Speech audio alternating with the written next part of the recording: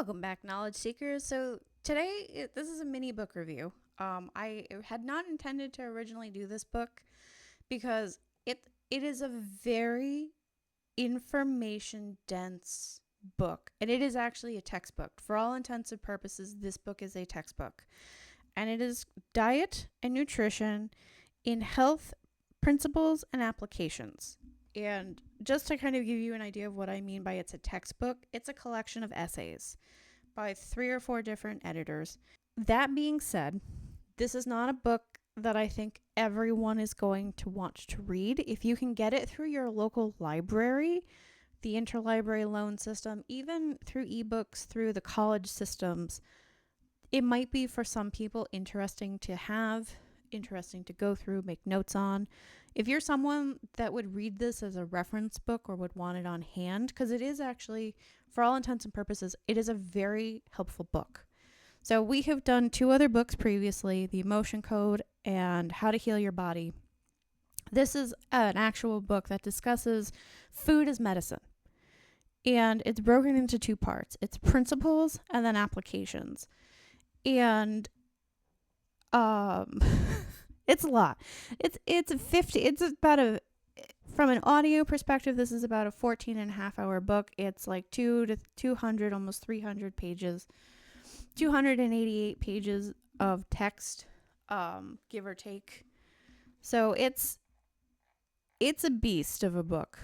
And it's a lot. I had to read this book for reasons. It's a very heavy book. It's very informative. It's also very scientific. So that's why I'm saying this is not a book that you read for funsies. Or if you do read it for funsies, it's because you're looking for instructional books. As someone that would, pick up a history book to read for fun and underline and take notes in the margins and stuff like that. But I do like some of the stuff it discusses. What is it? So let me read through the table of contents for you. So you have a preface about the editors and contributors. Chapter 1, Sustainable Uses of Diets and Nutrition in Human Health. Advanced Biotechnological Approaches in Improving Food Nutrients. Chapter 3, Trace Elements in Nutrition. Chapter 4, Drug-Nutrient Interactions. Chapter 5, Food Preservation, Spoilage, Food Adulteration. 6, Alcohol Nutrition, so a couple of these are actually really fascinating because it discusses, like for the food storage, it's like canning, salting, basically ways that people can find ways to save their own food if you're someone that does canning or you freeze your food, and then as well as the commercial process behind that. The alcohol nutrition one to me was also equally interesting because it discusses basically the starvation method that alcoholics put themselves through unwittingly. That basically the bulk of their calories or half of their daily calories come from the alcohol, which are all empty calories. And that it is essentially a form of starvation, which is why so many alcoholics kind of their health just goes downhill so quickly. Let me see. Chapter 7 is Functional Foods and Nutraceuticals and Health Maintenance. Chapter 8 is Markers of Functional Foods, Nutraceuticals, and Health Maintenance. Chapter 9 is Plant-Based Short and Cyclopeptides. So just by the titles of the chapters alone, I think you can realize this is a very science-heavy book. But it breaks down the nutrients, basically your vitamins and your minerals, how they interact, how certain drugs can affect those interactions. It's not going to go into all of them, but it kind of starts to give you an idea of how sometimes certain drugs might block you from absorbing certain nutrients, might create vitamin deficiencies. Then you've got applications for part 2. So chapter 10 is the role of dietary fiber and phytonutrients in human health and nature. Chapter 11, nutrition and mental health. This is if you suffer from depression, or if you or someone you love suffers from ADD, ADHD, this is a fantastic chapter. And some of these are the reasons why I wanted to do at least touch on this as a mini book review.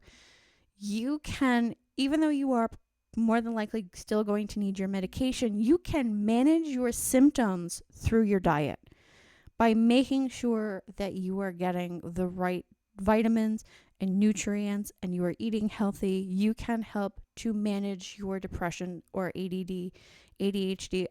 It might have touched on bipolar. I don't remember. But it does discuss this, how these are things. One of the things that is it in that chapter or one of the other chapters, it actually, I think it might be in the next chapter, chapter 12, nutrition and fitness. It's in one of those two chapters where it actually talks about how dieting can be so hard for people because you basically have an addiction to junk food.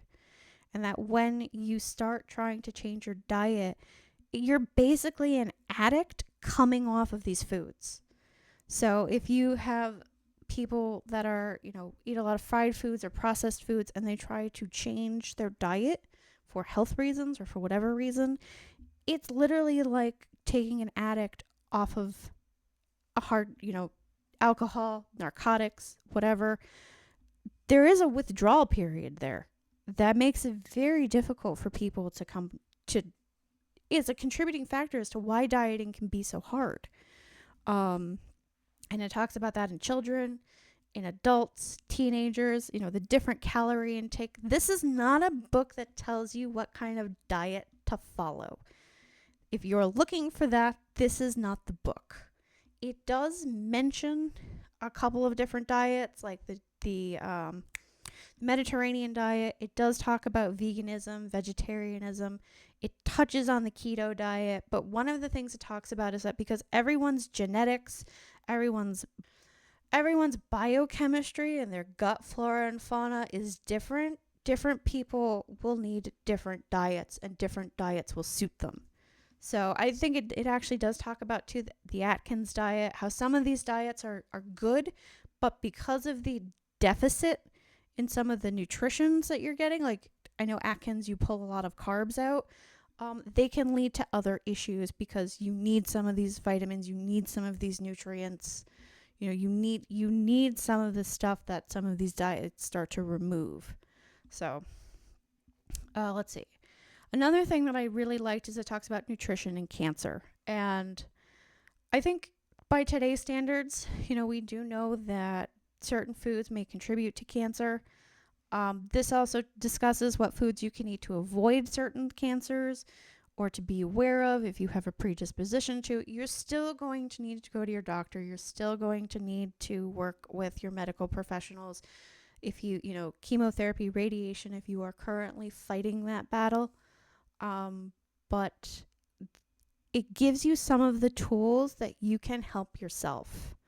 And that, these are the tools you need to help you help yourself to heal yourself, along with whatever other, medications or whatever else is going on. That's the point. Then it talks about lectins, glycoproteins for health and longevity. That's chapter 14. Chapter 15 is biomedical prospects of lectins in cancer, infectious diseases, and neurodegenerative diseases. Chapter 16 is molecular mechanisms underlying nutritional influence on the onset of infectious diseases. I'm probably going to be grossly oversimplifying this, but essentially if you have crappy nutrition, you're going to be more prone to getting sick. This is basically the oversimplified version of what this says. This goes into it far more in depth, far more scientific, but that is essentially what it is that if you are lacking in vitamins and nutrients or you have a shitty diet, you're going to be more inclined to get sick. Or if you don't get enough sleep, it's sleep deprivation, nutrient deficiencies, whatever else you got going on, will make you more prone. Chapter 17 is therapeutic potentials of dietary phytochemicals in neurodegenerative diseases. Chapter 18 is chrononutrition, circadian rhythms, and diet. So this is your sleep cycle along with your diet.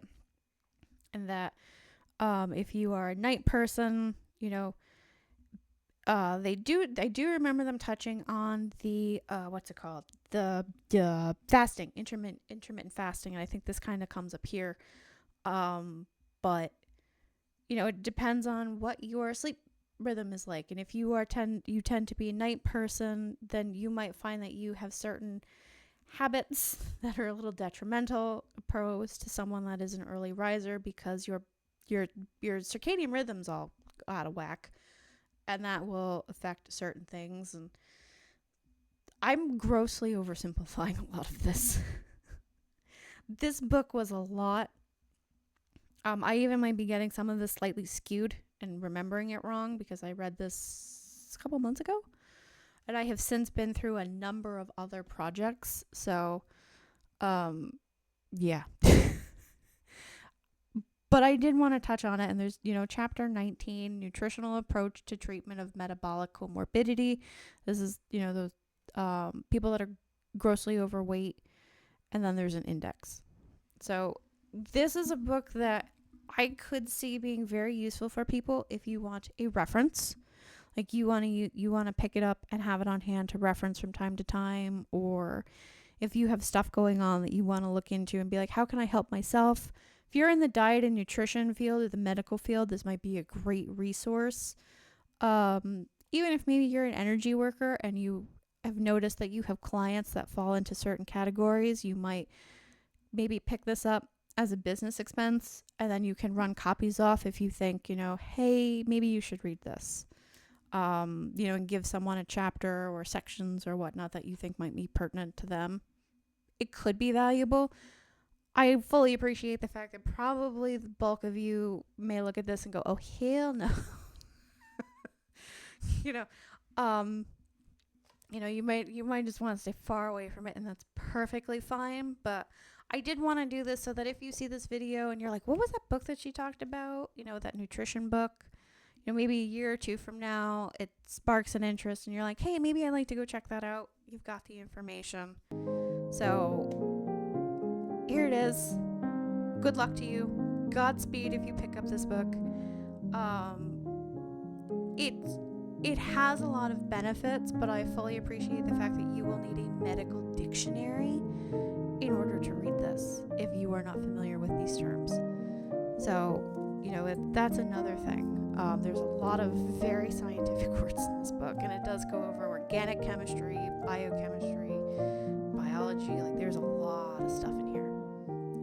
So I wish you the very best. I hope you find this at least marginally useful. Maybe not. I don't know. But yeah, until we meet again, my friends.